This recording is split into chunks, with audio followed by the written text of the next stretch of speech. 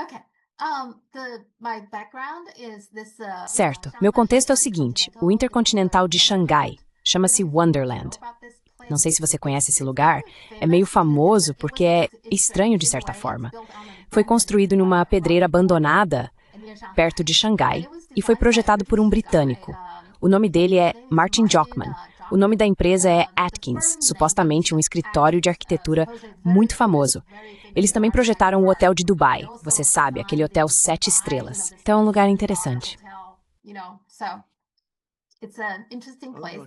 Interessante. Eu não posso me dar o luxo de morar lá, mas fomos lá almoçar, então tirei algumas fotos. Foi bem interessante. Enfim, em Xangai, dá para ver claramente mais ocidentais e estrangeiros na rua, então isso é uma coisa. De qualquer forma, isso é interessante, na verdade. That is interesting, actually. Well, of course, it's the city in China that I've been to. Bem, claro, é a cidade na China que eu já estive, particularmente, especificamente. E eu realmente fui a alguns lugares ao redor. Fui a Nanjing, que adorei. Achei Nanjing uma cidade muito, muito tranquila e interessante. E não sei se te contei, fomos à Montanha Púrpura. Visitamos o túmulo do primeiro imperador Ming e também fomos ao túmulo de Sun Yat-sen. Éramos os únicos ocidentais lá, muitos e muitos chineses, mas Catherine e eu éramos os únicos ocidentais, o que me surpreendeu, na verdade. E fizemos muitas coisas relacionadas ao Sun Yat-sen. Quando estávamos em Xangai, visitamos a casa, a residência onde a esposa dele morava, porque, novamente, temos muita admiração por ela, sabe? Ela era uma das 3 irmãs a que escolheu ficar na China.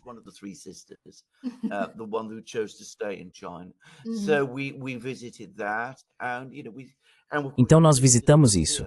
E claro, visitamos o museu, que eu acho que é um dos maiores museus de arte do mundo. Então vimos muita coisa em Xangai. Fomos ao Bund, obviamente, fomos ao lugar em frente, vimos todas essas coisas. E fomos a Suzhou. Eu disse que fomos a Suzhou. Então é isso. Quero dizer, Xangai é provavelmente o único lugar na China que eu conheço razoavelmente bem. Notei que havia muitos jovens ocidentais lá, imagino que ensinando inglês, que é o que todos fazem. E tenho que dizer, não fiquei impressionado com eles. Achei que estavam se comportando de maneira um tanto rude e barulhenta, o que não me pareceu particularmente popular entre o povo chinês. Mas enfim, foi isso.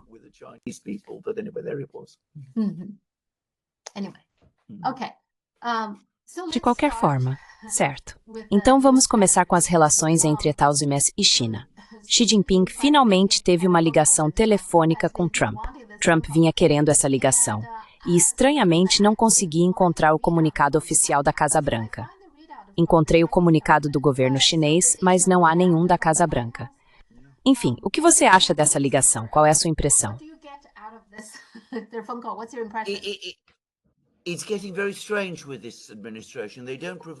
Está ficando muito estranho com essa administração.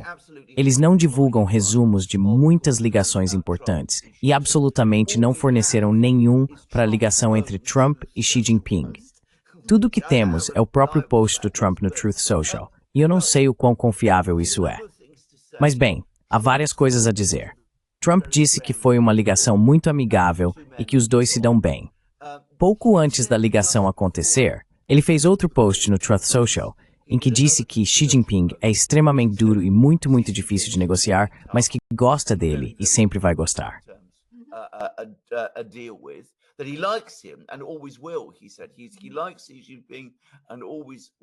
Ele disse que gosta de Xi Jinping e sempre vai gostar, mas que este é um homem extremamente duro.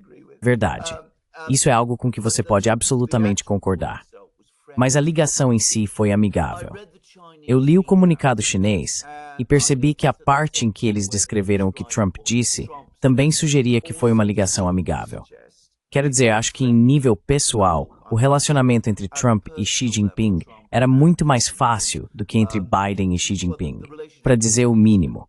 Então acho que essa parte é verdadeira. Acho que em todos os outros aspectos a China não cedeu em nada. Xi Jinping não cedeu em nada. China didn't give an inch. Xi Jinping didn't give an inch. I think that what Trump was trying to do. Acho que o que Trump estava tentando fazer era reiniciar as negociações de Genebra. E elas foram reiniciadas logo depois. Acho que ele estava tentando fazer com que Xi Jinping relaxasse as restrições sobre terras raras, imãs e tudo isso, o que claramente se tornou uma questão muito séria para a China. E tenho a impressão de que Xi Jinping concordou com isso. E parece que realmente chegamos a esse acordo, sobre o qual falaremos em breve em Londres. Mas houve uma passagem em particular que achei muito interessante no comunicado chinês. Talvez eu esteja interpretando demais, mas era uma que dizia que a China quer lidar com os Estados Unidos, mas vai manter seus princípios.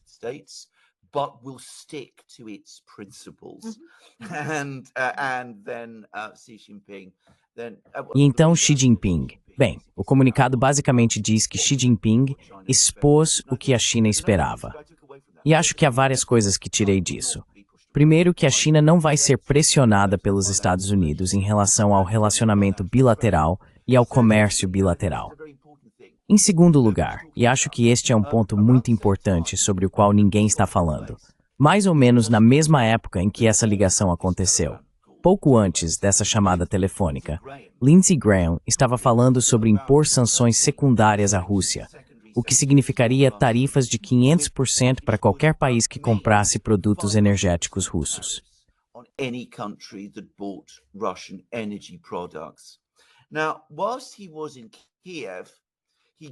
Agora, enquanto ele estava em Kiev, ele deu o que eu considerei uma entrevista extremamente imprudente, na qual deixou absolutamente claro, pelo que pude perceber, que essas não são realmente sanções contra a Rússia, são tarifas contra a China. Basicamente, é uma tentativa de dizer, queremos impor essas tarifas massivas à China, e vamos usar como desculpa o fato de que os chineses estão importando produtos energéticos da Rússia. Então, se uma gota de óleo, ou o que os americanos dizem ser uma gota de óleo, da Rússia de alguma forma chegar à China, sabe, tarifa de 500%. E a minha impressão foi que, em cuidadosa linguagem diplomática chinesa, Xi Jinping disse a Donald Trump, nem pense nisso. Donald Trump, don't you dare. And directly after, again, people have nobody. E logo depois, de novo, ninguém viu isso. Nós fizemos um programa sobre isso no The Duran, aliás. Sim, eu vi. Logo após a ligação, o que começa a acontecer? A Casa Branca começa a ligar para o Lindsey Graham, dizendo você precisa suavizar essas sanções. Não podemos ter sanções assim. Isso prenderia, amarraria o presidente, vamos mudar a redação e tudo mais. E então começamos a receber relatos do Wall Street Journal de que o apoio ao pacote de sanções, que na verdade nem é um pacote de sanções, estava derretendo no Congresso, e havia conversas de que seria apresentado ao Senado esta semana. Bem, isso não aconteceu.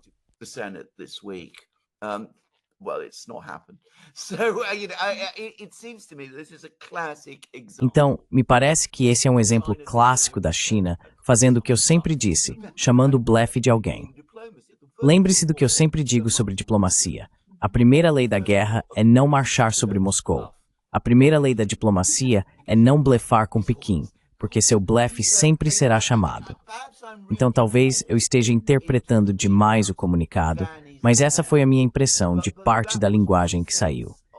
E eu ficaria muito surpreso, para ser honesto, se Xi Jinping não tivesse dito algo sobre o projeto de sanções de Lindsey Graham, dado o fato de que era obviamente direcionado à China.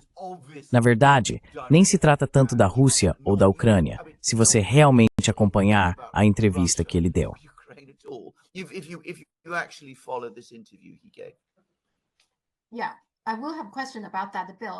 Sim, depois vou ter uma pergunta sobre esse projeto de lei.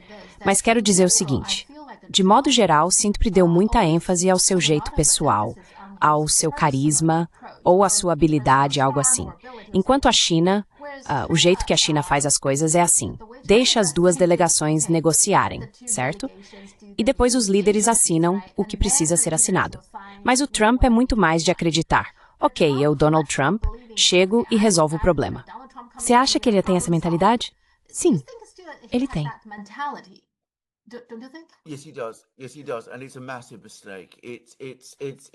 Sim, ele faz isso. E é um erro enorme. Está completamente errado. Isso vem do mundo do mercado imobiliário comercial, que é o que ele conhece. Sabe, ele faz o acordo pessoal, ele aparece, faz a reunião, domina a outra pessoa com a força da sua personalidade, usa o charme, faz todas essas coisas. E claro, como já disse muitas vezes, esse tipo de negociação funciona, sem dúvida, muito bem nesse mundo do mercado imobiliário comercial. Mas não funciona no nível das negociações entre superpotências como os Estados Unidos e a China. A China simplesmente não funciona dessa forma. Quero dizer, é absurdo pensar assim. Nenhuma grande nação vai se deixar encantar por um homem só a ponto de fazer concessões contra seus próprios interesses. Isso não é algo que Trump parece entender. Então ele sempre imagina que pode conseguir as coisas desse jeito. E não funciona assim.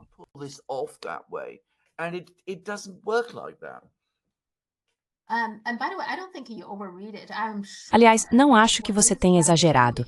Tenho certeza de que a China presta muita atenção ao que o Lindsey Graham está fazendo. Sim, vamos falar sobre isso agora, sobre aqueles 2 dias de negociações em Londres. Acho que já terminaram, certo? Acabou. Mas ainda não vi nenhum relato oficial detalhado sobre isso, então há muita especulação. Mas, em geral, podemos dizer que basicamente voltamos ao que era antes de 2 de abril? Em vez dessa pausa de 90 dias, agora parece que eles fecharam um acordo que retorna à situação anterior a 2 de abril, certo?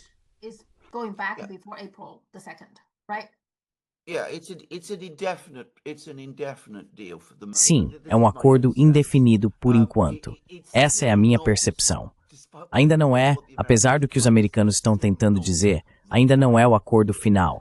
Ainda temos tarifas do lado da China, tarifas do lado dos Estados Unidos. Então, aquelas que o Trump vinha mencionando, as recíprocas que a China impôs, houve uma certa flexibilização, na verdade, bastante flexibilização do lado americano. Quero dizer, os americanos estão permitindo que todo tipo de produto chinês entre nos Estados Unidos, porque o Walmart disse ao Trump há algum tempo, precisamos que isso aconteça.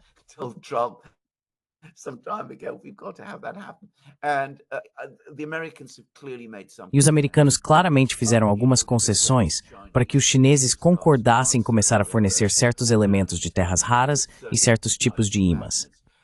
O motivo pelo qual não estamos recebendo todos os detalhes é porque os americanos não querem que vejamos quais concessões eles fizeram. Esse é o único motivo. A China não tem razão para manter as coisas em segredo dessa forma. Esse não é o jeito da China. Então, você pode ter certeza de que foram os americanos que pediram para manter isso em segredo, porque não querem que as pessoas vejam que, na verdade, eles fizeram muito mais concessões do que querem admitir. Esses são os americanos. Os americanos são assim. Ao contrário do que dizem, a China não se preocupa tanto com aparência.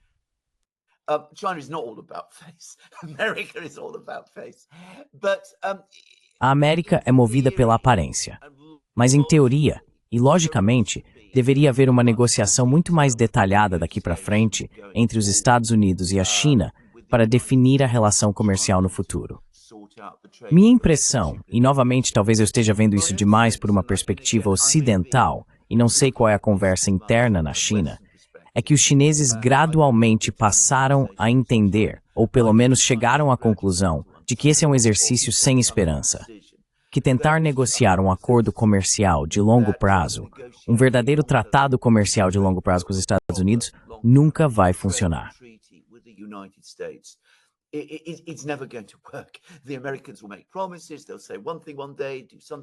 Os americanos farão promessas. Eles dirão uma coisa em um dia, farão outra no dia seguinte. A China será constantemente manipulada, já que os americanos tratam essas negociações como uma questão de política interna. Então, o que os chineses estão fazendo agora é propor esse arranjo, esse acordo que foi alcançado em Londres, que é indefinido e dentro do qual a China pode atuar. Quero dizer, eles podem conviver com isso.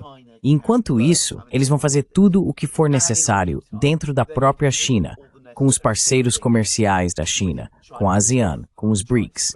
Eles vão desenvolver sua indústria de aviação civil, que agora está avançando a passos largos.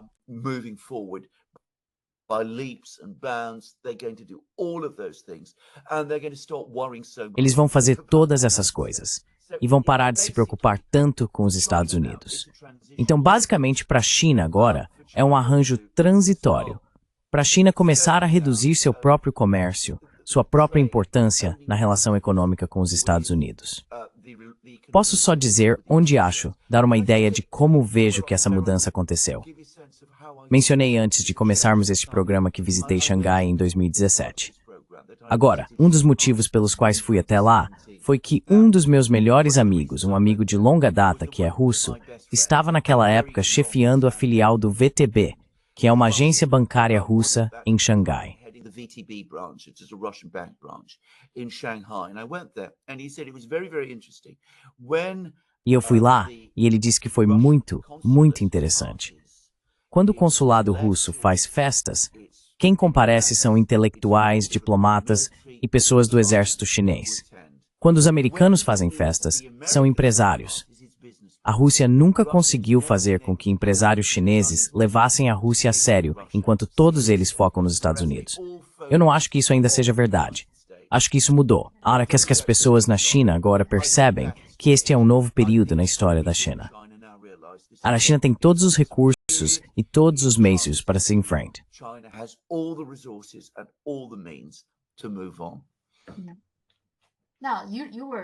Certo. Agora você está mencionando que o Trump anunciou coisas diferentes na Truth Social, certo?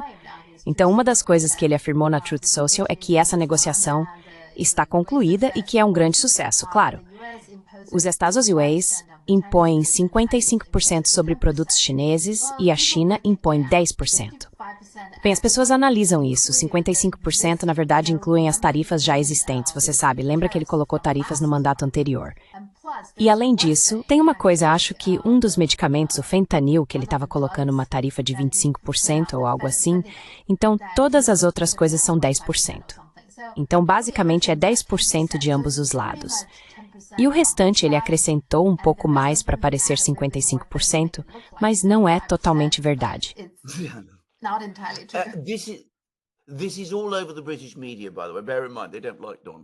Isso está em toda a mídia britânica, aliás. Lembre-se, eles não gostam do Donald Trump.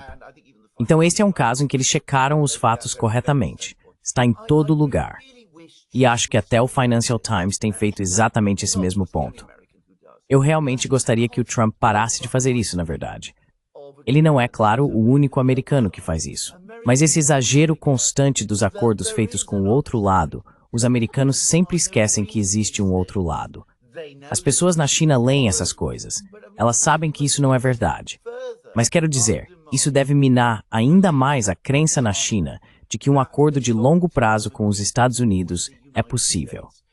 Quando o presidente dos Estados Unidos basicamente mente sobre o acordo que já foi alcançado, por que levá-lo a sério em futuras negociações?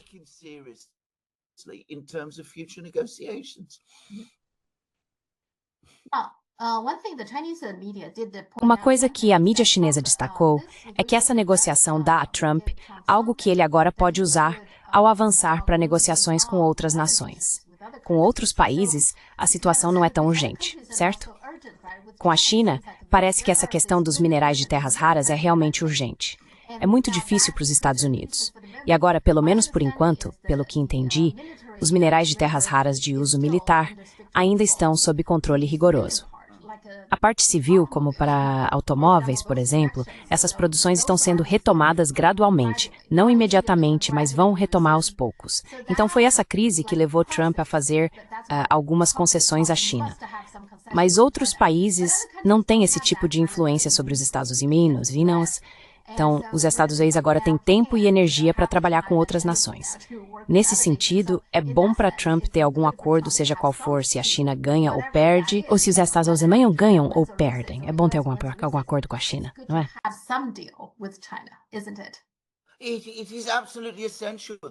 É absolutamente essencial para os Estados Unidos ter algum acordo com a China. Isso é ótimo para eles. Eles não têm escolha. Se não tivessem um acordo, se as restrições sobre imãs e terras raras continuassem, então as cadeias de suprimentos começariam a travar. Houve uma grande matéria de capa no Financial Times sobre exatamente isso. Toda a indústria automobilística dos Estados Unidos, que é absolutamente crucial para a economia americana. A economia industrial, o que restou dela, pararia completamente. Então, com certeza, eu não diria que isso foi bom para ele. eu diria que foi essencial para ele. Quero dizer, imagine o que teria acontecido se não houvesse um acordo como esse. É por isso que ele está ligando para o PCC. Não foi o PCC que quis ligar para ele. Foi Donald Trump que quis ligar para o PCC. E você está absolutamente certo. Os minerais de terras raras para fins militares e tudo isso ainda estão restritos. E, na verdade, não há nenhum plano nos Estados Unidos sobre o que fazer a respeito disso.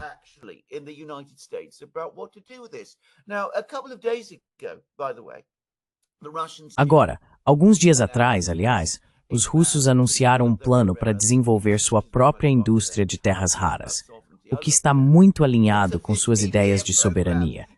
Eu dei uma olhada, é um programa de 15 anos. É um programa muito detalhado sobre o que eles vão fazer ao longo desses 15 anos. Você vê algo assim vindo dos Estados Unidos? Não. Então essa é a situação.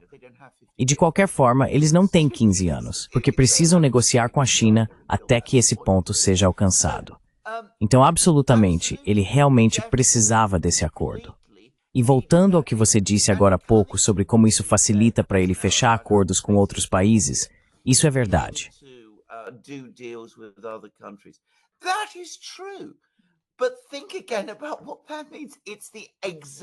Mas pense novamente sobre o que isso significa.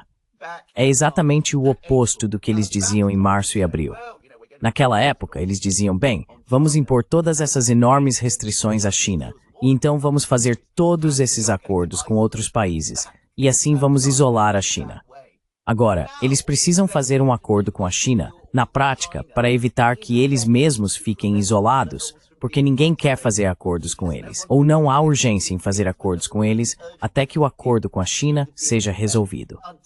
Isso mostra onde está o verdadeiro equilíbrio do poder econômico e onde está a verdadeira determinação.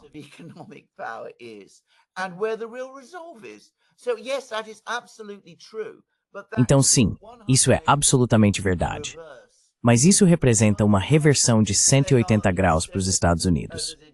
Em vez de fazer acordos com outros países para pressionar a China, eles estão tendo que fazer um acordo com a China para conseguir tempo e espaço para negociar com os outros países. Isso mostra o quão caótico se tornou o processo de tomada de decisões nos Estados Unidos. Também revela outra coisa, que a única coisa que os Estados Unidos ainda conseguem fazer é manter um controle rigoroso da informação. Porque se tudo isso estivesse sendo discutido abertamente nos Estados Unidos, da forma como estamos fazendo agora, bem, dá para imaginar o que o povo americano estaria dizendo.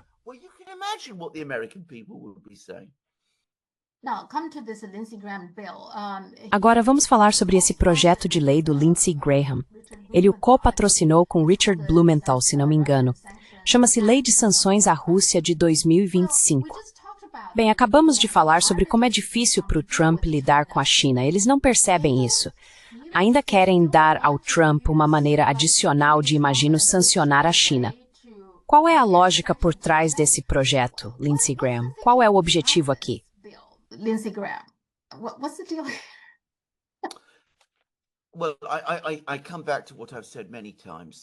Bem, volto ao que já disse muitas vezes, que no fim das contas, nos Estados Unidos, tudo acaba voltando para a China. Quero dizer, os americanos são obcecados pela China a um ponto que receio nem mesmo os chineses compreendem totalmente ainda. Ou seja, tudo, todo mundo, a forma como eles enxergam o mundo gira em torno da China. Então, este é um exemplo típico da política americana. Você reúne apoio para um projeto de lei, diz a todos que é sobre a Rússia, mas, no fim das contas, é realmente sobre a China. Agora, acho que no final das contas, isso tinha mais a ver com política, porque acredito que até o Lindsey Graham é inteligente o suficiente. Talvez ele não seja.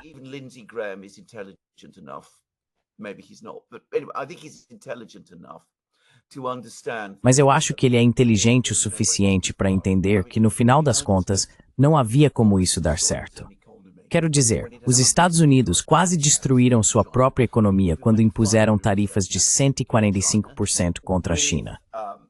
Se fossem para tarifas de 500% contra a China, com legislação por trás tornando muito difícil relaxá-las, teríamos um colapso econômico absoluto nos Estados Unidos. Acho que o que está acontecendo aqui é que Lindsey Graham está basicamente ameaçando Trump novamente. Ele representa o complexo industrial militar, os linha dura do sistema político, os linha dura da política externa, as pessoas que anseiam por revidar contra a China e defender Taiwan.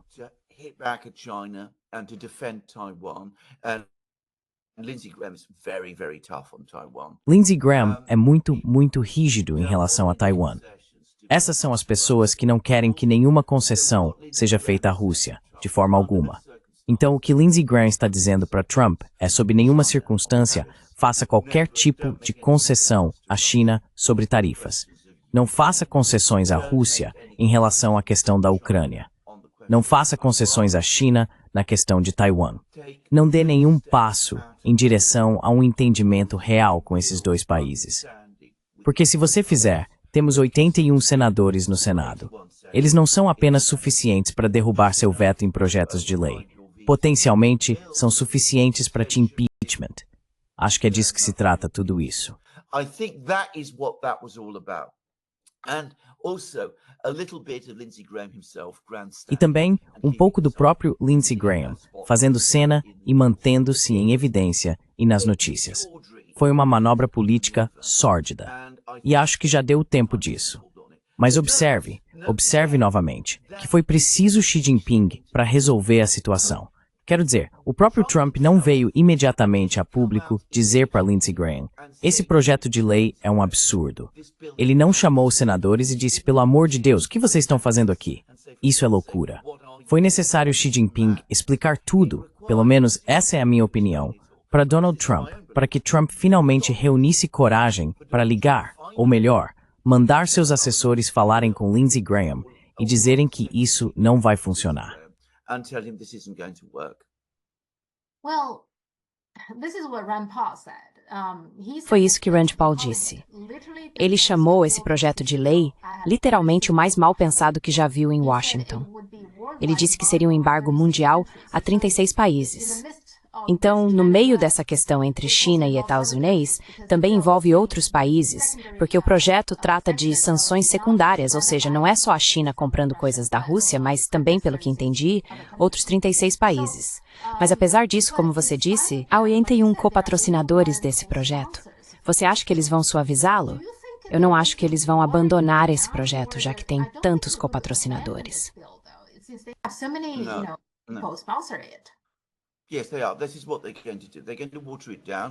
Sim, eles estão. É isso que eles vão fazer. Vão suavizar a proposta. Então, em vez de deve, será pode. Em vez de vai virar pode. E coisas desse tipo, o que vai acabar jogando a decisão de volta para o Trump.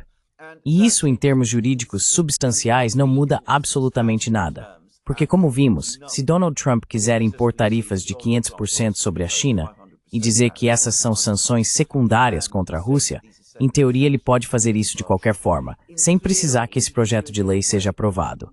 Quero dizer, os Estados Unidos já impuseram sanções atrás de sanções exatamente dessa maneira, por meio de ordens executivas. Também ignoraram o Congresso ao impor tarifas. Agora, isso está indo até a Suprema Corte dos Estados Unidos, mas a maioria das pessoas acredita que a Suprema Corte dos Estados Unidos vai apoiar o Trump nesse caso.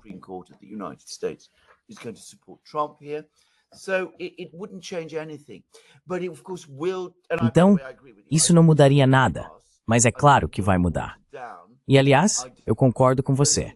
Acho que esse projeto de lei vai ser aprovado. Acho que ele será diluído. Não acho que será totalmente abandonado. E temo que isso coloque uma bomba embaixo de todo o sistema de comércio e política externa, porque os russos vão continuar na Ucrânia.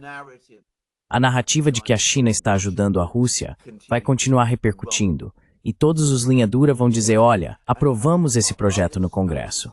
Donald Trump tem todos os poderes de que precisa para colocar Rússia e China na linha. Por que ele não está exercendo esses poderes? Ele é fraco? Ele é incapaz de agir de forma decisiva ou firme? Isso vai permitir que todas aquelas pessoas terríveis ajam de todas as maneiras horríveis que sempre agem. E temo que foi isso que Lindsey Graham fez.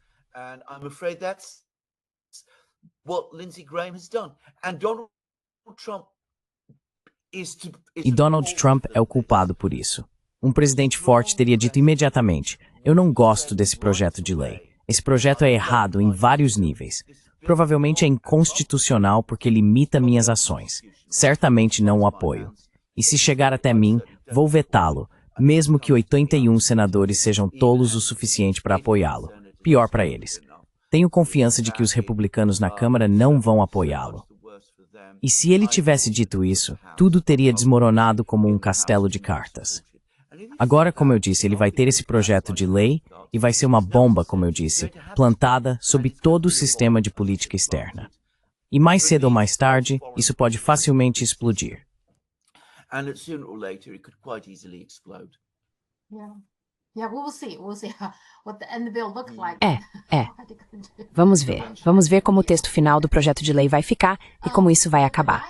Ok. Os distúrbios em Los Angeles. No começo, eu não prestei muita atenção porque esse tipo de distúrbio acontece, você sabe, protestos, mas parece que está ficando maior do que eu pensei no início. Agora, na China, sempre que há um protesto ou distúrbios assim, as pessoas sempre citam a Nancy Pelosi. Quando algo aconteceu anos atrás em Hong Kong, as palavras da Nancy Pelosi foram: "É uma cena linda de se ver." Ok, então agora é uma cena linda de se ver de novo nos Estados Unidos. Eu vi algumas pessoas nas redes sociais fazendo análises, não a grande mídia, dizendo que pode realmente haver envolvimento do FBI nisso para tornar tudo maior, mais fora de controle, para que o Trump possa afirmar mais autoridade e, você sabe, coisas assim. Então, qual é a sua opinião sobre tudo isso? Things like that. So, what's your take on the whole thing? Right. I mean, the first thing to say, and I'm going to say, Certo. Quero dizer, a primeira coisa a dizer, e preciso dizer, não concordo com o povo chinês sobre isso. Não acho que essas coisas sejam uma bela cena de se ver. Não achei que fossem uma bela cena de se ver em Hong Kong. Achei que era uma cena horrível e repugnante de se ver em Hong Kong. E acho que são uma cena horrível e repugnante de se ver em Los Angeles. Quero dizer, acho que essas são coisas terríveis. E devemos dizer isso. Quero dizer, eu digo isso. Sabe, tumultos são feios. E quando acontecem por alguma suposta causa política democrática, ficam ainda mais feios, francamente. E eu não sei quem está por trás desses tumultos. Se é o FBI ou Donald Trump e suas agências. and Donald Trump and his agencies. I think that's slightly unlikely, by the way. Acho isso um pouco improvável. Aliás, seja pelos opositores de Donald Trump, seja por alguns dos cartéis. Você sabe, os traficantes que comandam o tráfico de drogas e que têm motivos específicos para manter as coisas como estão. Mas há um traço de organização. Quero dizer, está claro que há alguém por trás disso. Novamente, não sou estranho a tumultos. Como você provavelmente sabe, por 12 anos trabalhei na Royal Courts of Justice e tinha que lidar com todo tipo de situação envolvendo tumultos e tudo mais. Sempre consigo perceber quando um tumulto é espontâneo. Tumultos espontâneos basicamente nunca acontecem, posso dizer. Basically never happen, can I just say? There's nearly always someone behind them. Quase sempre há alguém por trás deles, organizando tudo. No Reino Unido, quando isso acontece, geralmente há atividade criminosa por trás, criminosos tentando distrair a polícia e afastá-la de investigações próximas a eles mesmos. Mas isso aqui é em uma escala muito maior. Alguém claramente está organizando essas coisas. Alguém claramente tem uma agenda por trás disso.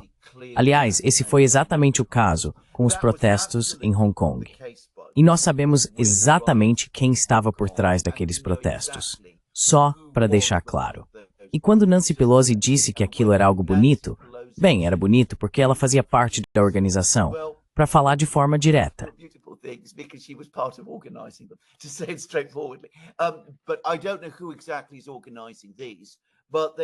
Mas eu não sei exatamente quem está organizando isso, mas tudo indica, não apenas organização, mas uma organização em grande escala, de fato. Os distúrbios em Xinjiang também são organizados quando acontecem. Sempre há pessoas que organizam essas coisas. A ideia de distúrbios espontâneos é um mito completo. Isso não existe na realidade. Se você olhar para a história, nunca houve algo como um distúrbio espontâneo. Sempre há alguém por trás organizando. E isso sempre significa uma organização.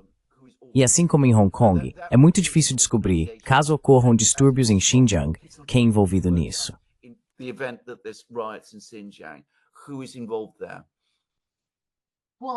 Bem, o motivo é que as pessoas realmente odeiam a Nancy Pelosi porque ela disse que era uma cena linda de se ver.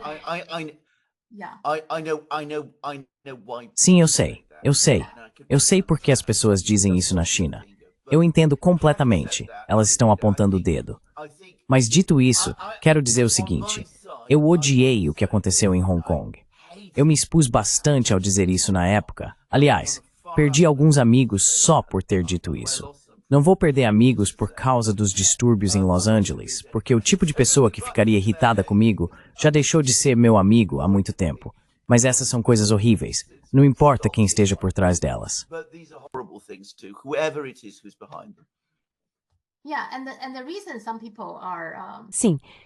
E o motivo pelo qual algumas pessoas estão especulando, digo, sabe, as pessoas das redes sociais em quem normalmente confio, como Jimmy Dore e Kim Iversen, eles estavam especulando sobre algum envolvimento do FBI. Lembra do 6 de janeiro, certo? 6 de janeiro, acho que começou com o pessoal do MAGA protestando de forma orgânica, mas eles estavam pacíficos.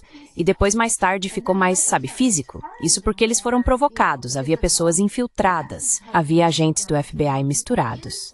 E aí a coisa ficou mais agressiva. Então, algumas pessoas estão dizendo que talvez seja isso que está acontecendo agora também. and so some people are saying whether that is also what's going on. Now, this time, of course, the table turn, it's the Agora, desta vez, é claro, a situação se inverteu. Eles acham que talvez não seja necessariamente o próprio Trump, mas pessoas ao redor dele pensando que esta é uma boa oportunidade para ele afirmar mais autoridade. E, em particular, ele não gosta da Califórnia, certo? Então, isso é uma oportunidade para ele meio que controlar a Califórnia e dar uma lição neles, sabe? Coisas desse tipo para que ele possa ganhar mais poder para si mesmo. Uma coisa é que, no seu grande e belo projeto de lei, por exemplo, ele queria mais orçamento para o ICE, para capturar imigrantes ilegais. Então, ele queria mais orçamento. E esse é um dos pontos em que seu grande e belo projeto de lei encontrou alguns problemas. Esse é um deles.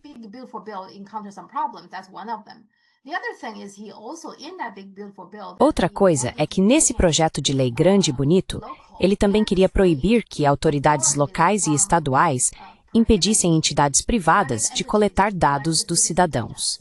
Isso é particularmente relevante para empresas como a Palantir, certo? Ele tem alguns amigos que se beneficiariam se esse projeto de lei grande e bonito fosse aprovado. E há pessoas que não gostam de partes dele.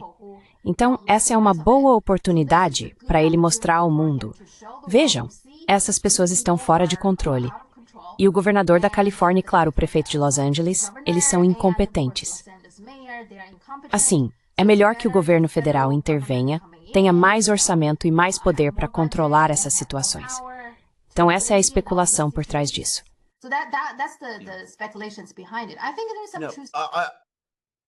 Acho que há um pouco de verdade nisso. Bem possivelmente.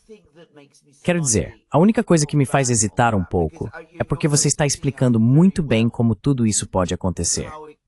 E posso dizer também que acho que o grande beneficiário político desses distúrbios vai ser o Donald Trump, exatamente pelo motivo que você mencionou. Digo, pessoas como Newsom e todos os outros foram colocados numa posição muito difícil porque, veja, há tumultos e violência, e eles parecem estar defendendo isso. Estão defendendo isso numa cidade americana. E talvez haja muitas pessoas na Califórnia que concordem com eles, mas não acho que a maioria das pessoas nos Estados Unidos. Por que os Estados Unidos fariam isso?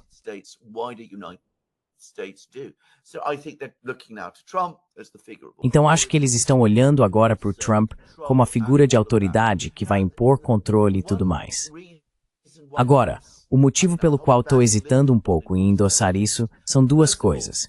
Em primeiro lugar, existe o argumento inteligente e intelectual contra isso, que suspeito ter pouca relevância, que é que nenhum governo deveria jamais fomentar tumultos contra si mesmo.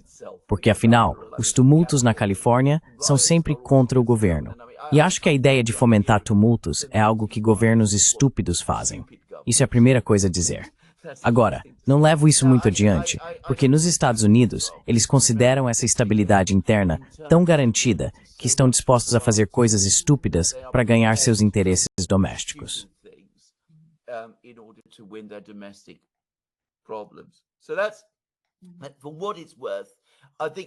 Então, isso é o que vale.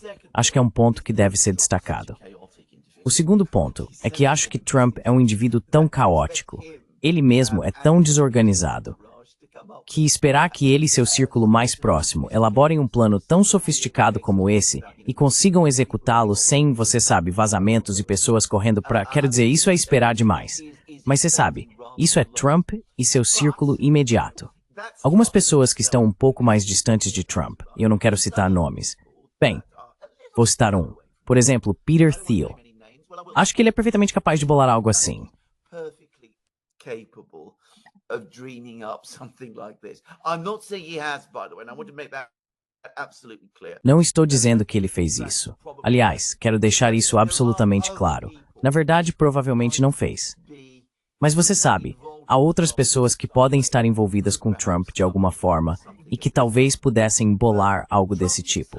Mas o próprio Trump, como eu disse, me parece desorganizado e confuso demais, caótico, para criar algo assim. Quero dizer, lembre-se, este é um homem que aparentemente não lê seus relatórios de inteligência. Então pensar que ele seria capaz de planejar. Quero dizer, Lyndon Johnson poderia ter feito isso. Richard Nixon poderia ter feito. Talvez até Bill Clinton. Mas Donald Trump. Coloco um grande ponto de interrogação nisso. É.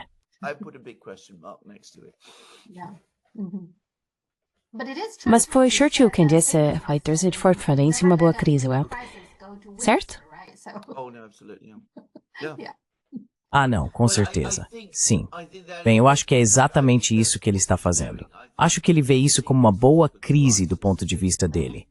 É ouro puro. Quero dizer, isso lhe dá enormes oportunidades de se afirmar na Califórnia, de enviar tropas para as ruas dos Estados Unidos, de se apresentar como símbolo da autoridade e da lei e ordem. E isso vai funcionar para ele.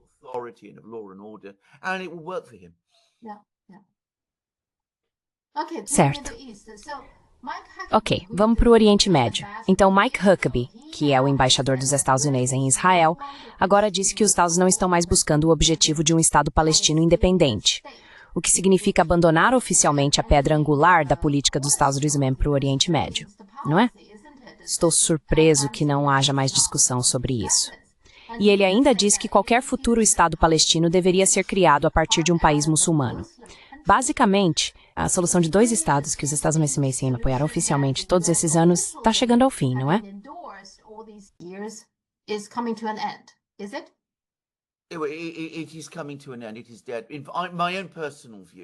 Está chegando ao fim. Está morto. Minha opinião pessoal é que isso morreu anos atrás, porque Israel é implacavelmente contra. E os Estados Unidos, na realidade, nunca apoiaram. Quero dizer, eles fingiram apoiar, mas foi só de fachada. Então, de certa forma, isso trouxe clareza. E preciso dizer também, o que o governo está fazendo, talvez eles nem tenham percebido isso, é que assinaram a sentença de morte de Israel, porque essa é uma situação insustentável. Mas cedo ou mais tarde, algo vai acontecer. Ou Israel vai começar a expulsar toda a população e cometer não apenas o tipo de genocídio lento que está fazendo agora, mas um genocídio aberto. E nesse caso, isso destruirá Israel. Quero dizer, o país se tornará totalmente inaceitável para a maior parte do mundo, e isso provavelmente pode escalar para uma crise ainda maior.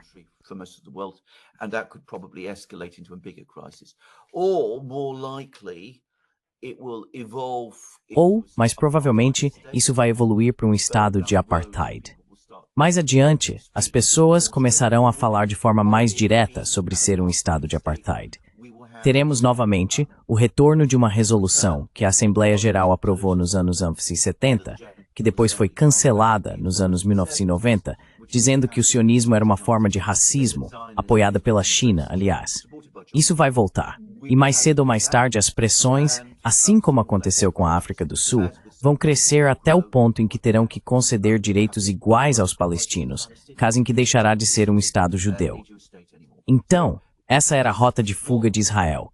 A solução de 2 estados era uma rota de fuga para preservar um Estado judeu no território da Palestina. Os americanos acabam de fechar essa porta.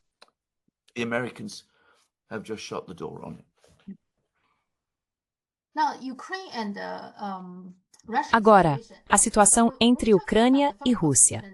Quando falamos sobre as ligações telefônicas entre Trump e Xi Jinping, isso me faz lembrar da ligação que ele teve com Putin, certo? Aquela também foi uma ligação amigável, mas Putin não cedeu muito, não é? Não é assim? Então não está acontecendo muita coisa ali e a Rússia continua avançando. O que sabemos mais recentemente é que a Ucrânia se recusou a receber de volta os corpos de 6.000 soldados ucranianos. Por quê? É só porque eles não querem pagar? Ou por que eles se recusam a fazer isso? Yeah, first of all, was it even a friendly call? Sim, antes de tudo, será que foi mesmo uma ligação amigável? Isso mostra o quão insanas as coisas estão. Porque não foi apenas uma semana antes que o Trump disse que o Putin enlouqueceu, que ele está matando pessoas por toda parte. E então, alguns dias depois, ele relata: tive uma ligação muito amigável com esse homem louco. Quero dizer, muda de um dia para o outro, e já nem faz mais sentido. Qualquer um que leve o que o Trump diz a sério e ache que pode construir uma compreensão da política externa dos Estados-membros a partir das palavras dele, está se iludindo. De qualquer forma, não tenho certeza de que foi uma ligação tão amigável assim. Agora, o que aconteceu foi o seguinte.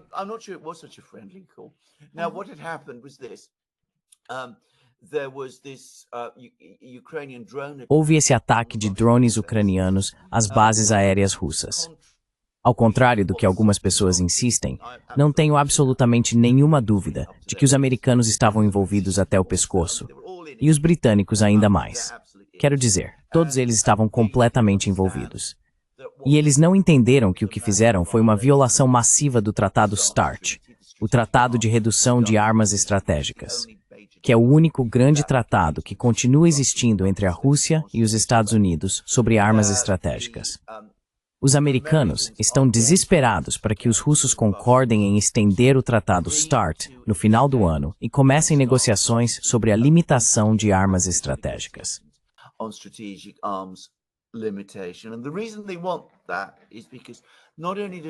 E o motivo pelo qual eles querem isso é porque não só a Rússia possui um arsenal nuclear maior do que os Estados Unidos, mas os americanos também estão muito preocupados agora que se viram em uma corrida armamentista com a China. Então eles querem que os russos concordem em limitar seus armamentos. E em seguida, querem que os russos convençam os chineses a se juntarem aos russos e americanos em um acordo de limitação de armas, algo que alguns russos agora se recusam a fazer. Mas essa já é outra história complexa. De qualquer forma, o ponto é que após esse ataque, no qual os russos acreditam que os americanos estiveram envolvidos, um ataque que viola os termos do Tratado START,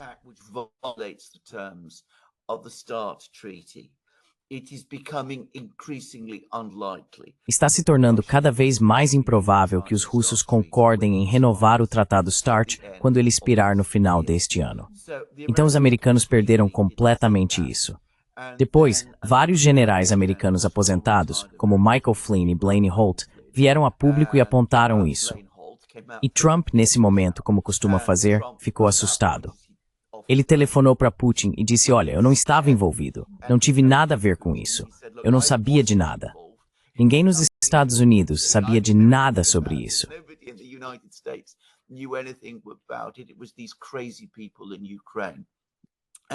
Foram essas pessoas malucas na Ucrânia. E os russos não forneceram um relatório da conversa, o que já é interessante por si só. Mas o assessor de Putin, Yuri Ushakov, deu um relato da ligação. Minha impressão ao ler o relato de Ushakov, e estou muito familiarizado com os relatórios russos, sou muito mais familiarizado com os russos do que com os chineses, foi que Putin ouviu Trump em um silêncio gelado.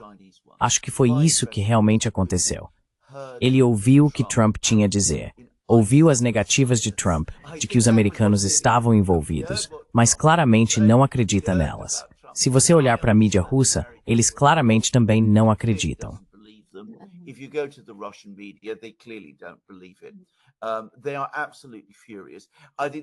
Eles estão absolutamente furiosos. Acho que estão furiosos com os americanos em vários níveis, aliás. E os russos disseram: olha, nós vamos retaliar.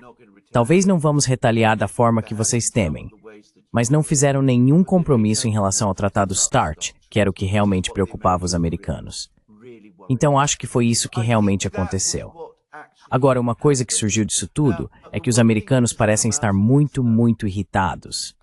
Provavelmente consigo mesmos, mas também com os ucranianos por estarem fazendo todas essas coisas.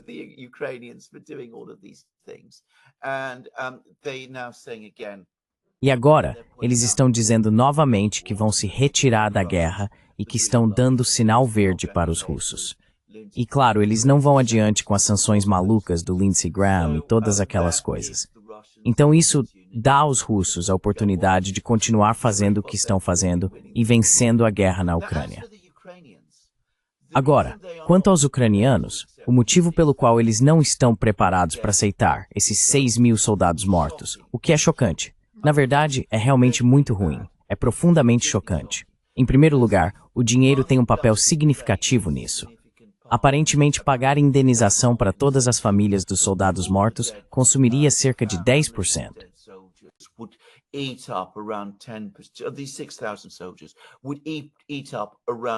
Esses 6.000 soldados consumiriam cerca de 10% do orçamento de defesa, o que é insustentável, considerando que a Ucrânia já está operando com um enorme déficit orçamentário e depende de financiamento externo.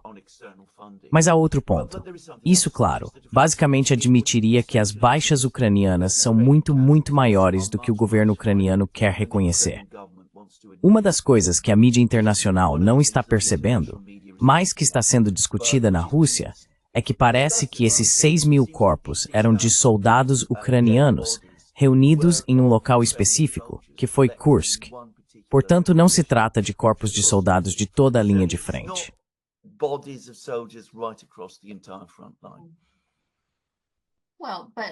Bem, mas se eles recusarem, isso não seria uma admissão de que a situação é pior do que eles admitiram e que não vão pagar? Quero dizer, de qualquer forma, isso não faz a Ucrânia parecer bem. Não, isso não os faz parecer bem, mas eles, você sabe, estão distorcendo todo tipo de história. Eles dizem, nós realmente não sabemos quem são essas pessoas. Sabe, os russos não forneceram todos os detalhes de identidade. Talvez eles nem sejam ucranianos. Quero dizer, eles fazem tudo isso.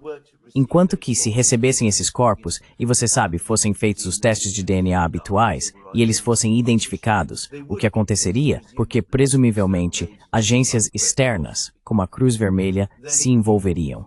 Então seria mais difícil negar a verdade. Na verdade, é uma história muito feia, e pelo que entendo, não está causando uma boa impressão na Ucrânia.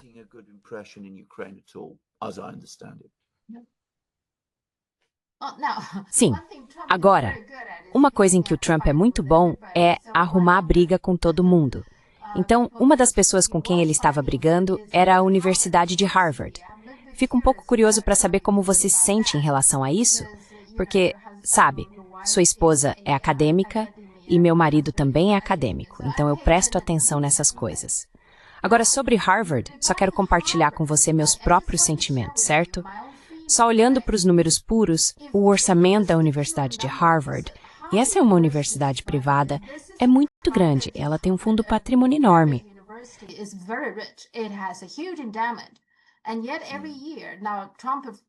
E ainda assim, todo ano, agora, Trump, acho que o mais recente foi que ele descongelou esses 2 bilhões de dólares, 2,2 bilhões para Harvard. O orçamento de uma universidade pública de tamanho semelhante fica entre 300 e os 700 milhões, o que significa que o custo de Harvard é pelo menos 3 vezes maior. Depende, porque cursos de artes liberais são mais baratos do que, por exemplo, universidades de ciência e tecnologia.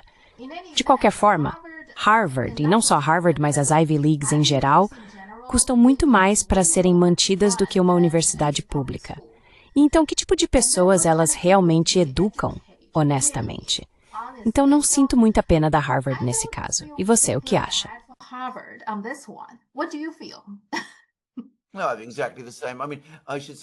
Não, exatamente a mesma coisa.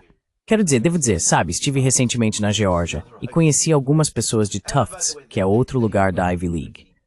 E, aliás, eles estavam bem, acho que eles entendiam que não seriam muito populares com as pessoas nos Estados Unidos e que teriam muita dificuldade para justificar o financiamento que recebem. Como você disse corretamente, essas são as instituições educacionais mais ricas do mundo. Acho que Harvard quero dizer, o fundo patrimonial de Harvard é enorme. Eu nem sabia que eles recebiam financiamento público, muito menos nessa escala. Quer dizer, isso me pareceu completamente bizarro.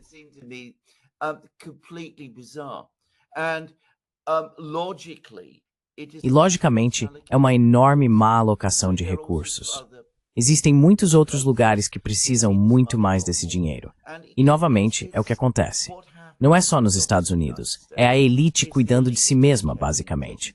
Quero dizer, as pessoas ricas que mandam seus filhos para Harvard, Yale, Princeton, Columbia e todas as outras estão garantindo que esses lugares continuem recebendo todo o dinheiro de que não só precisam, mas também querem. Depois, eles saem de lá com suas qualificações e diplomas brilhantes, que objetivamente podem não ser muito melhores do que os diplomas oferecidos por instituições muito, muito mais baratas.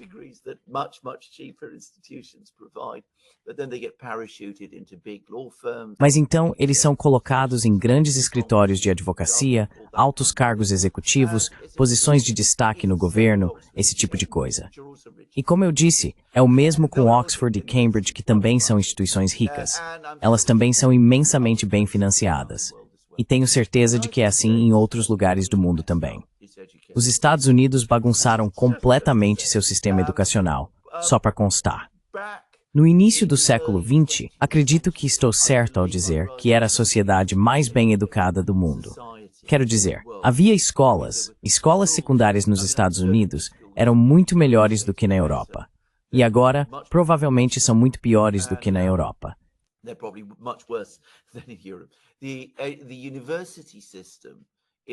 O sistema universitário nos Estados Unidos era considerado excelente. Eles tinham escolas de engenharia e ciências brilhantes. Tinham escolas profissionais muito fortes, especialmente no nível superior. A universidade onde minha esposa trabalha, minha esposa é acadêmica lá, é uma antiga escola profissional americana, embora tenha deixado de ser isso há muito tempo. De qualquer forma, eles tinham um sistema educacional muito abrangente, muito bem organizado, muito bem administrado, operando nos mais altos níveis. E eles conseguiram bagunçar tudo. Bagunçaram por causa de distorções no financiamento. Aplicaram políticas muito estranhas. São obcecados por STEM. A China não é obcecada por STEM. Ela simplesmente faz STEM. Essa é a diferença. It just does STEM. That's the difference. I mean, America is. Quero dizer, os americanos, e ainda mais os britânicos, querem obrigar todo mundo a fazer disciplinas de STEM, negligenciando e desequilibrando todas as outras áreas. No Reino Unido, todos os departamentos de literatura inglesa, por exemplo, exceto em Oxford e Cambridge, onde novamente vão as pessoas da elite, estão sendo fechados porque todo mundo tem que fazer STEM, até mesmo quem não quer. Então eles querem competir com a China em STEM. Todo mundo diz isso, aliás. Precisamos competir com a China em STEM. A China forma 500 mil de graduados em STEM, então nós também temos que fazer isso, o que não é possível. E como eu disse, forçar as pessoas a fazer STEM quando elas não querem é uma estupidez.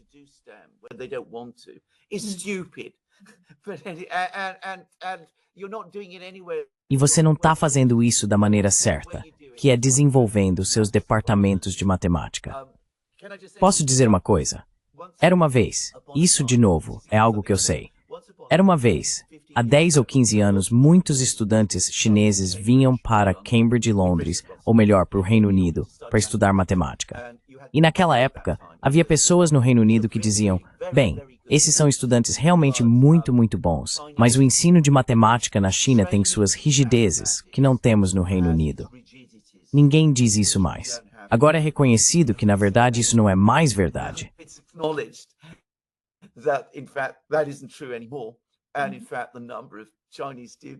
E, de fato, o número de estudantes chineses vindo para Cambridge estudar matemática está diminuindo, porque eles estão se saindo melhor na China. Então é assim que você constrói tudo isso. Mas, de qualquer forma, os americanos, que tinham escolas maravilhosas de ciência, engenharia e formação técnica, desbalancearam tudo. E eles lançaram. E novamente, como minha esposa e seu marido presumivelmente estão familiarizados com tudo isso, você sabe o quão incrivelmente complicado isso é. e como pode se tornar oneroso. Então, quero dizer, eles fizeram tudo isso sozinhos e pegaram um sistema educacional excelente que já tiveram e o destruíram.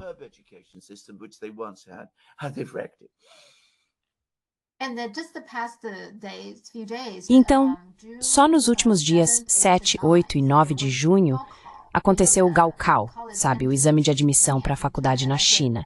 Isso é algo muito, muito importante todo ano, porque para a maioria das pessoas, essa é a forma de entrar em uma boa universidade e mudar de vida. Você pode vir de uma origem bastante humilde e, se for bem, pode mudar sua vida. Então esse é o grande lance. E sabe, toda vez nessa época do ano, eu penso em como universidades como Harvard sempre tornam o processo de inscrição excessivamente complicado, certo? Eles querem que você escreva uma redação sobre si mesmo. Quero dizer, um jovem de 17 anos, o que você espera dessa pessoa? Quanto tem para escrever sobre si mesmo?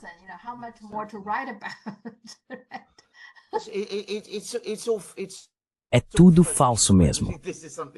Quero dizer, isso é algo que, novamente, posso dizer por experiência direta, porque a realidade é que, obviamente, eles recebem todas essas redações e, sem dúvida, as leem. Mas o fato é que esse não é o critério pelo qual as pessoas decidem quem vai para Harvard.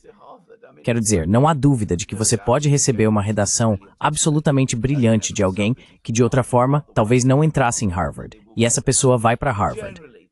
Mas, em geral, esse não é o critério real que é seguido. Eles olham para outras coisas, e todos nós sabemos disso. Então novamente, posso dizer que é uma enganação, sim, para aqueles que são obrigados a passar pelo trabalho de escrever essas coisas. Como você disse corretamente, na China é muito, muito mais direto.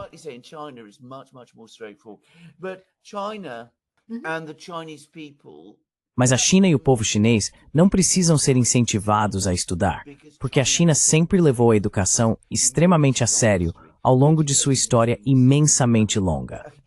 Quero dizer, Deus sabe que a China foi o país que inventou a ideia dos exames e do sistema de exames. Enquanto isso, na Grã-Bretanha e nos Estados Unidos, existe uma tradição anti-intelectual muito, muito forte que acho que os chineses achariam incompreensível. A ideia de que ser ignorante é de alguma forma bom e ser grosseiro e não se interessar pelas coisas. Acho que na China ninguém conseguiria entender isso. Seria capaz de entender isso, porque é totalmente contrário à civilização.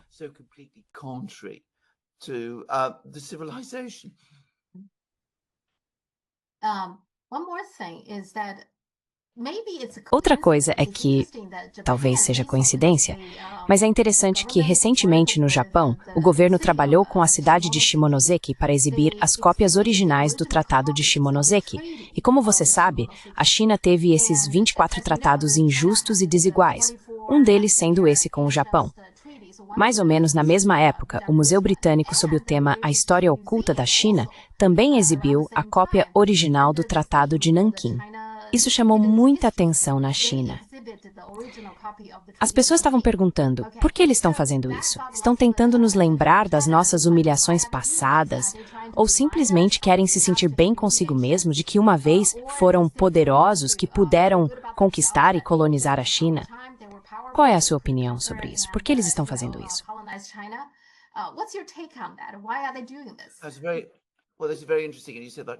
Bem, isso é muito interessante. E você mencionou a história oculta da China, porque, claro, essa exposição tem sido realmente oculta na Grã-Bretanha. Não foi muito divulgada, eu mesmo não sabia dela. Mas, claro, estive fora. Ainda assim, acredito absolutamente que ela é, em parte, destinada a lembrar a China de que houve um período em que nós éramos fortes e vocês eram fracos.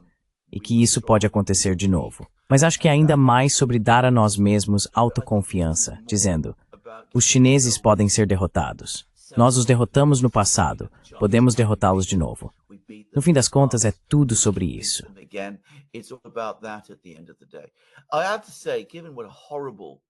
Tenho que dizer, considerando quão horrível foi aquele período, considerando quão feio, quão vergonhoso foi esse capítulo da nossa história na Grã-Bretanha, que queiramos chamar atenção para isso dessa forma me parece realmente surpreendente.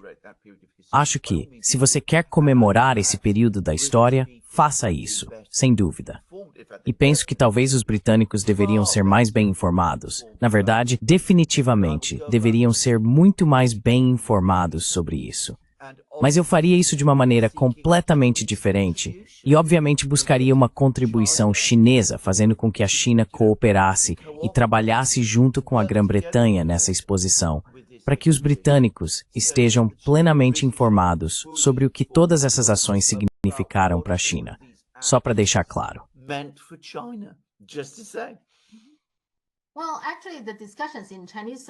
Na verdade, as discussões nas redes sociais chinesas entre os internautas são de que a China nunca teve medo de ser lembrada de que foi pobre, fraca e atrasada no passado. O que a China teme é que essa parte da história seja esquecida pelas futuras gerações. Então, na verdade, é algo bom que vocês continuem nos lembrando de que em algum momento a China foi pobre e fraca. E foi isso que aconteceu. E por isso, não podemos deixar que isso aconteça novamente.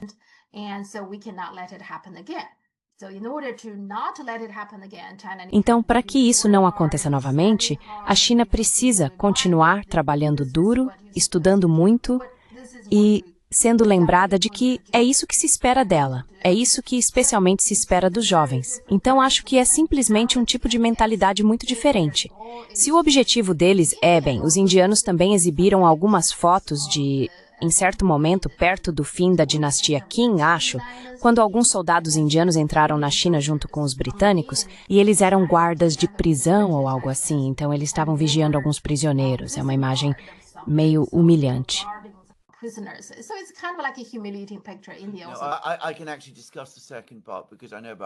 Na verdade, posso discutir a segunda parte porque sei sobre isso. Quero dizer, havia tropas indianas, tropas do exército indiano, o exército indiano britânico, que foram enviadas para a China, para Pequim, nos anos 1900, na época da revolta dos homens dos punhos justos ou algo assim. O Ocidente o chama de Boxers, exatamente. Então provavelmente é disso que se trata. O que é interessante, a Índia celebrando uma empreitada colonial dos britânicos. Não parece fazer muito sentido para mim. A ideia, absolutamente, eu concordo. Não acho que o povo chinês, longe de se envergonhar desse episódio, como você disse muito corretamente, acho que para o povo chinês, essa é uma memória muito, muito vívida.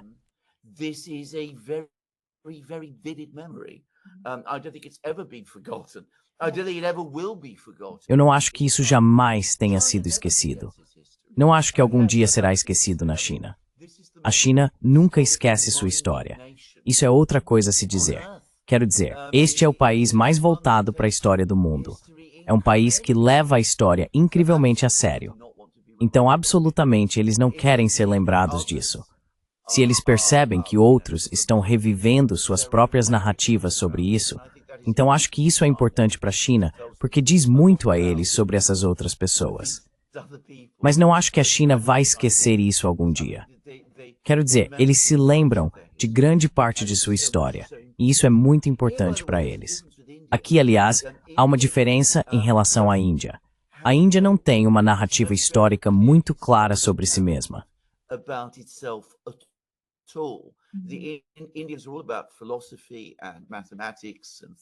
A Índia é toda sobre filosofia e matemática, e esse tipo de coisa, mas eles nunca desenvolveram uma narrativa histórica adequada. Então há enormes incertezas sobre as datas. Quero dizer, eu sei disso porque estudei história indiana em algum momento, então... Por exemplo, com dinastias inteiras, há incerteza. Pode haver diferenças de centenas de anos entre estudiosos sobre em qual período da história indiana situá-las. A China não é assim. Quero dizer, você pode descobrir o que estava acontecendo na corte do imperador, às vezes em um dia específico, sabe, 800 anos atrás. E eu entendo que os registros regionais da época da dinastia Ming são quase tão abrangentes. Sim, há muitos museus regionais e há muitos... Sim.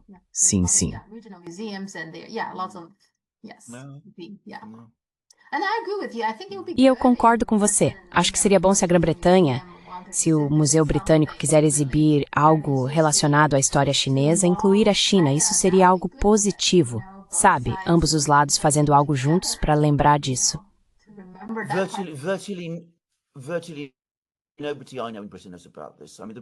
Praticamente ninguém que eu conheço na Grã-Bretanha sabe disso. Quero dizer, o povo britânico é completamente ignorante. Não completamente, mas em sua grande maioria ignorante sobre toda essa história.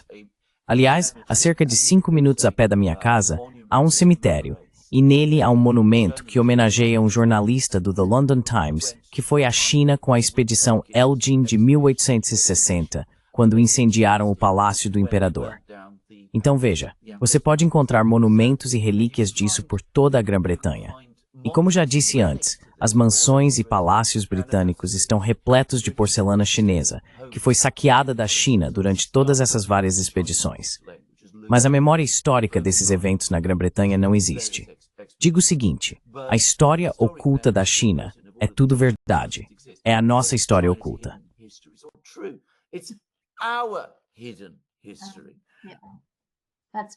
É verdade, certo. Com isso, vamos conversar de novo na próxima, Tchau. Tchau, tchau. Tchau, tchau.